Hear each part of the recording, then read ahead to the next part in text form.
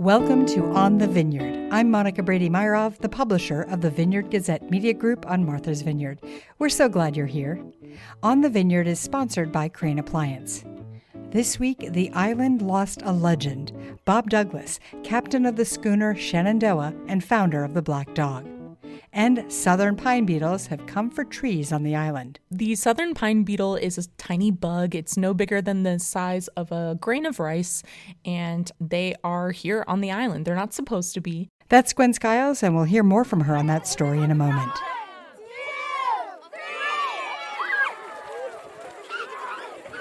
That's children getting ready to start the Easter egg hunt at the West Tisbury Library last weekend.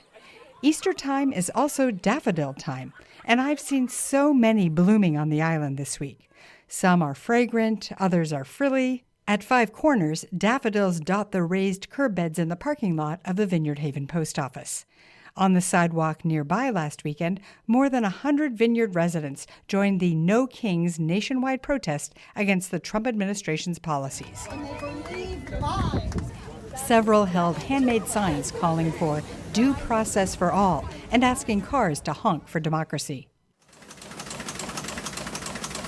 That's the sound of the historic press in the Vineyard Gazette offices in Edgartown printing the paper. This week, we head upstairs to talk with managing editor Ethan Genter about the news. Hey, Ethan. Hi, Monica. Here's what's going on. It is spring, and that means we're heading to town meeting season. Next week, we have Chilmark and Tisbury town meeting. They're taking up leaf blower bans, school funding, and all kinds of stuff. Read about it on our website at vineyardgazette.com. While you're on the website, go read the Ton Dunlop obituary on Robert S. Douglas, Captain Bob to a lot of people. He founded the Black Dog, was the captain of the Shenandoah, kind of a legend on the Vineyard Haven waterfront. It's the 108-foot schooner, for people who don't know, that's been donated to the Ocean Academy. Thousands of kids on the island have learned about the ocean on that schooner. His impact on the maritime scene here on the Vineyard cannot be overstated. So go read about him, and condolences to the family. Now we turn to some other news. We're going to be talking to Gwen Skiles. Gwen, you wrote a piece about the new fight against the southern pine beetles. Tell us a little bit about the situation right now with pine beetles and what's happening in our forests here. Hi, Ethan. Yeah, so the southern pine beetle is a tiny bug. It's no bigger than the size of a grain of rice, and they are here on the island. They're not supposed to be, and the damage that they're causing is pretty severe. They feast on the bark of pitch and white pines, and they leave the trees dead within 6 weeks. And so we've seen these beetles kind of come up in the last few years, and they've caused quite a bit of devastation already. We're bracing for more. What are conservation folks, people who manage these forests, what are they doing to try and handle this? Yeah, so at a first glance, for folks that don't know, it looks pretty intense, but oftentimes the proper procedures is to cut the trees down. I mean, once they're infected, it's kind of it for the trees, and so they have to come down. And for trees that haven't been infected yet, trimming is a good idea. So in forests with really dense pockets of pitch pines, that's a hot spot where an outbreak can occur. So a lot of the conservation groups are trying to get funding to do some of this trimming. Yeah, it's this situation where we're thinning the trees to try and save them, right? And for folks who we've seen a lot in the Phillips Preserve, there's been a lot of cutting, and we had some kind of a first for not just us, but for the state in some of this work, right?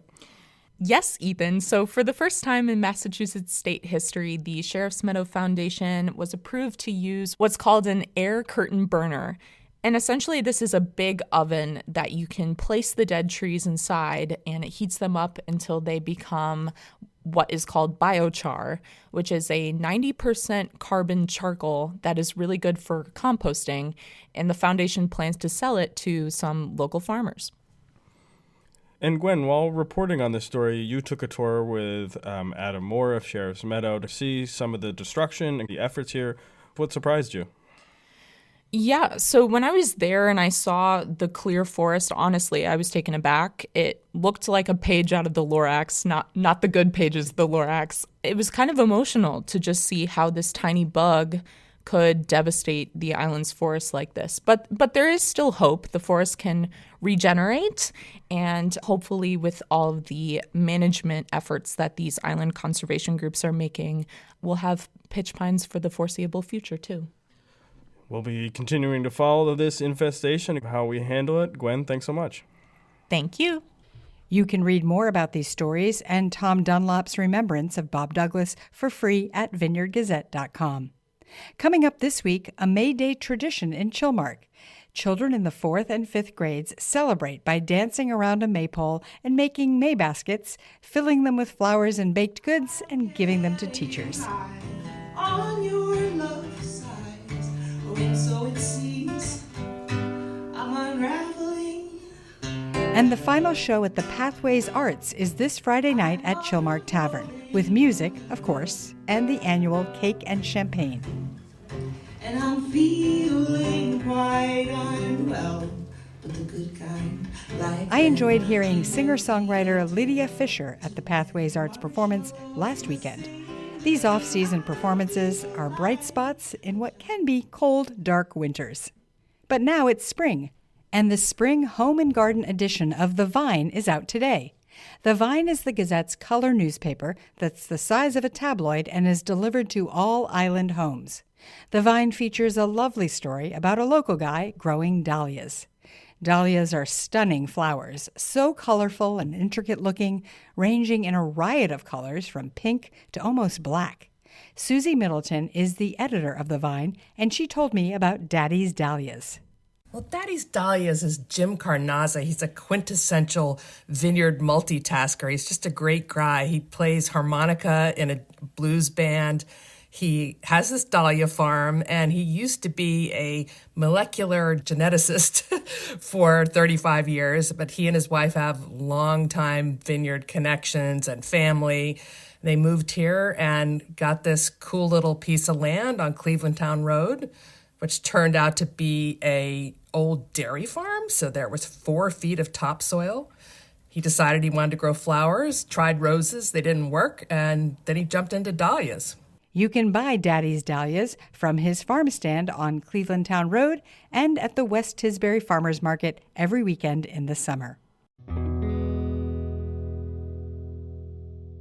The Vineyard says goodbye to Captain Bob Douglas, sailor, mentor, and businessman. He died in West Tisbury this week at the age of 93. Captain Douglas brought the schooner Shenandoah to the island in 1964 and spent years sailing her and hosting educational programs for island school children. In 2020, he donated her to an island education nonprofit.